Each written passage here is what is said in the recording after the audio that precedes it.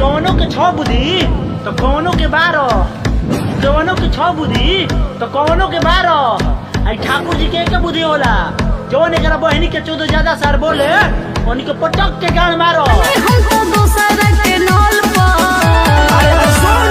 बान्हा जानी दाल गोरी दोसरा के बॉल हरेक की तोहनी के कोई जिगर वाला सवास्ता ना होखेला, हरेक की तोहनी के कोई जिगर वाला सवास्ता ना होखेला। जोनी के दिव्यांशु भाई वहाँ खड़ा होखेलन जहाँ भागे के रास्ता ना होला।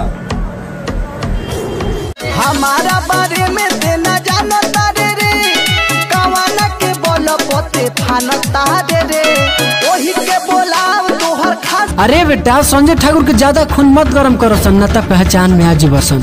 कि अरे बेटा संजय ठाकुर के ज्यादा खून मत गरम करो सन न त पहचान में आ जीवसन। आज जो दिमाग सटकल रे बेटा वही दिन धो के ठेहा पे कटा जीवसन।